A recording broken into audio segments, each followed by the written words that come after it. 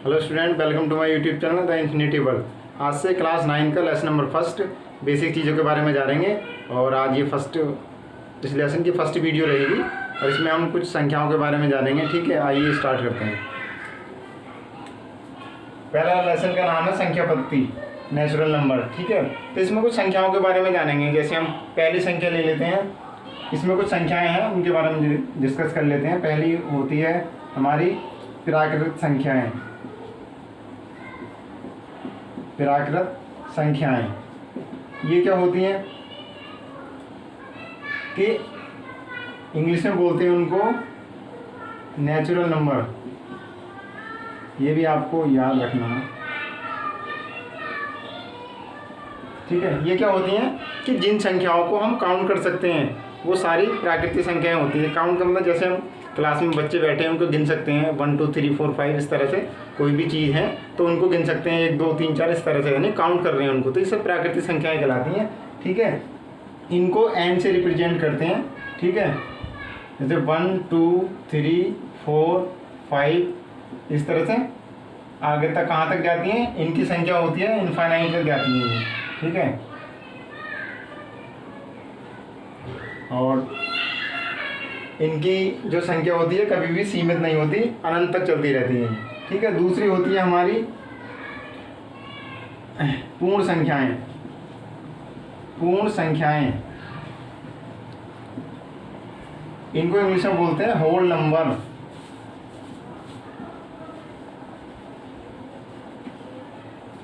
ये क्या होती हैं कि जो हमारी प्राकृतिक संख्याएं थी, यदि अगर उनमें हम जीरो को शामिल कर लें तो वो पूर्ण संख्याएं बन जाती हैं। कैसे, देखो इसको हम W से प्रदर्शित करते हैं। ठीक है,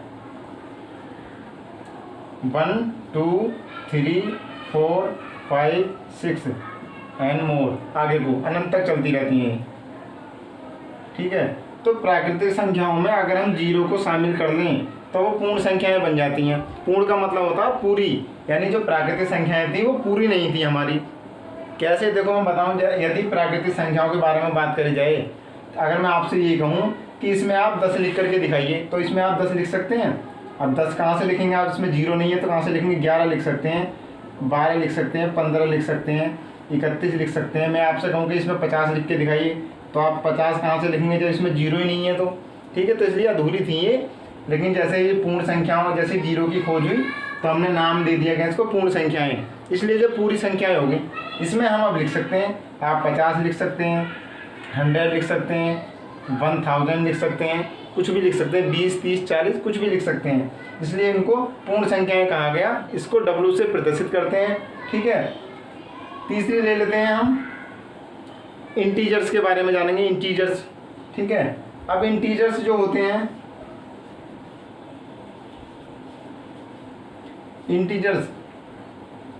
इंटीजर्स भी दो प्रकार के होते हैं। एक होते हैं ये पॉजिटिव इंटीजर, एक होते हैं निगेटिव इंटीजर। ठीक है, तो पॉजिटिव इंटीजर कौन से होते हैं, आई बना देता हूं मैं इंटीजर से मतलब। ठीक है, जैसे +1 +2 +3 +4 +5। ठीक है, आगे तक चलते रहते हैं, अनंत तक चलते रहते हैं। निगेटिव इंटीजर होते हैं ये, इनमें क्या लगता है, जो इसमें जैसे हमने प्लस का निशान लगाया उसमें सब माइनस के चिन्ह वाले होते हैं, जितने भी अंक होते हैं, संख्याएं होती हैं, -5 -4 -3 -2 -1। ठीक है, फिर जीरो आ जाता है इस तरह से। ठीक है, आगे जैसे आपने पहले पढ़ा होगा कभी एक संख्या रेखा होती थी। ठीक है, उसमें 20 का जो मिडिल नंबर जीरो मानते थे, इधर वाले क्या होते थे +1 +2 सब प्लस के होते थे, इधर लेफ्ट साइड में -1 -2 इस तरह से आपने पढ़ा होगा पिछली क्लासों में। ठीक है, तो ये वाली चीज़ है। तो इंटीजर ये दो प्रकार के होते हैं, पॉजिटिव इंटीजर और निगेटिव इंटीजर। ठीक है, तो ये बात हो गई। अब चौथा पॉइंट ले लेते हैं इसमें हम रियल नंबर के बारे में। वास्तविक संख्याएं इसको बोलते हैं, रियल नंबर। इसको मैं रफ कर देता हूँ, ऊपर ही लिखता हूँ। ठीक है स्टूडेंट, ये हो गया, मैंने ऊपर का रफ कर दिया क्योंकि आपको मैं ऊपर लिख करके बताऊंगा, ठीक है। इंटीजर की बात होगी। एक चीज़ और रह गई इसमें, इंटीजर को हिंदी में पूर्णांक बोलते हैं, ठीक है। और ये निगेटिव इंटीजर, ये नहीं ऋणात्मक पूर्णांक, ये ऋणात्मक पूर्णांक होता है। और पॉजिटिव वाला धनात्मक पूर्णांक, ठीक है। ये वाली बात बतानी थी। अब इसको रफ कर देता हूं मैं, समझ में आ गया होगा आपको, ठीक है। अब देख लेते हैं रियल नंबर के बारे में। रियल नंबर वास्तविक संख्याएं,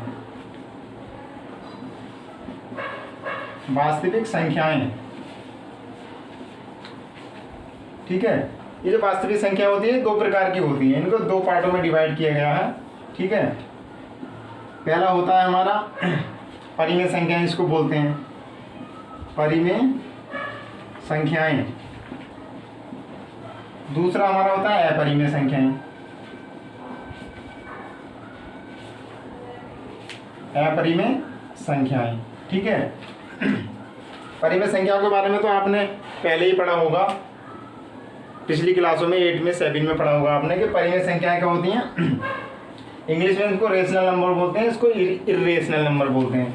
परिमेय संख्याएं क्या होती हैं कि जिन संख्याओं को हम p/q के रूप में लिख सकते हैं, वो सभी संख्याएं क्या होती हैं, परिमेय संख्या होती हैं। लेकिन इसकी एक शर्त होती है कि इसका जो q है वो इज नॉट इक्वल टू 0, इसका जो q है वो 0 के बराबर नहीं होना चाहिए, तभी वो परिमेय संख्या कहलाती है, वरना नहीं कहलाती। दूसरा, जो भी पूर्णांक होते हैं, जिससे अभी हमने इंटीजर के बारे में बात की थी, पूर्णांक जो होते हैं कि 4, 5, 6, ठीक है, ये सब क्या है, इंटीजर हैं, पूर्णांक हैं। तो ये भी क्या होते हैं, ये भी एक प्रकार की परिमेय संख्या होती है। कैसे, देखो इसको हम कैसे लिख सकते हैं, ये आप सोच रहे हो कि p/q के रूप में नहीं है, तो ये p/q के रूप में है, क्योंकि किसी भी पूर्णांक के नीचे हम हमेशा 1 मान करके चलते हैं। अब इसके नीचे हमने 1 मान लिया तो इसका क्या हो गया, p/q की फॉर्म में बन गए, इसलिए इसको भी हम परिमेय संख्या कह सकते हैं। अब बात आती है 0 की। क्या 0 परिमेय संख्या है? बिल्कुल है भाई, कह सकते हैं। इसके नीचे हम बटे में 1 मान सकते हैं। अब 1 मान लिया तो ये p/q की फॉर्म में बन गया, ये परिमेय संख्या हो गई, ठीक है। अपरिमेय संख्या कौन सी होती हैं, जितनी भी संख्याएं आपको अंडर रूट में मिलेंगी, ठीक है, वो सब अपरिमेय संख्याएं के अंतर्गत आती हैं, ठीक है। √7, √5, ठीक है, √13, ठीक है। इस तरह की जो संख्याएं होंगी अंडर रूट वाली, वो सब अपरिमेय संख्याएं कहलाती हैं। और जो p/q की फॉर्म में होती हैं वो सब परिमेय संख्या कहलाती हैं, ठीक है स्टूडेंट। तो ये बेसिक सी कुछ चीज़ें थी जो हमने इस लेसन के बारे में आपको बताई।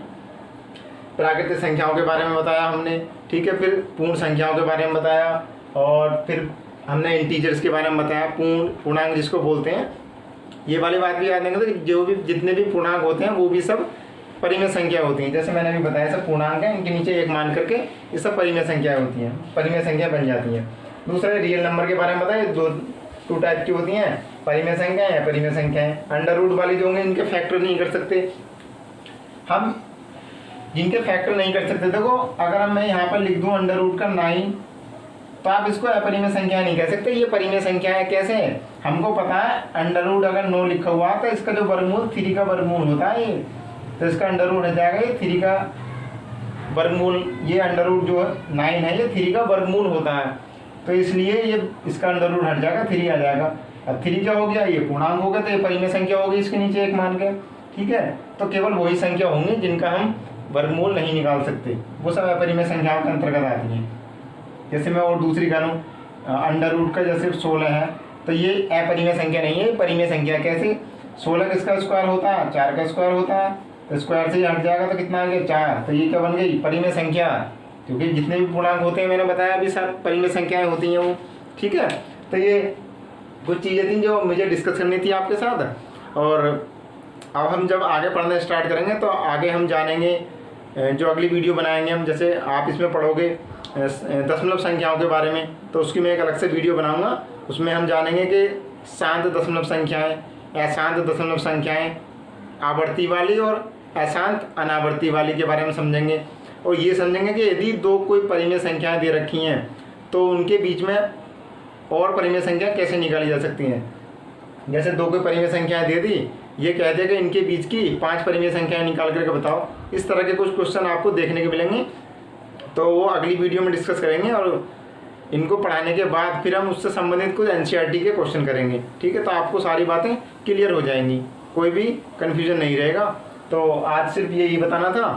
तो ठीक है, अब मिलते हैं अगली वीडियो।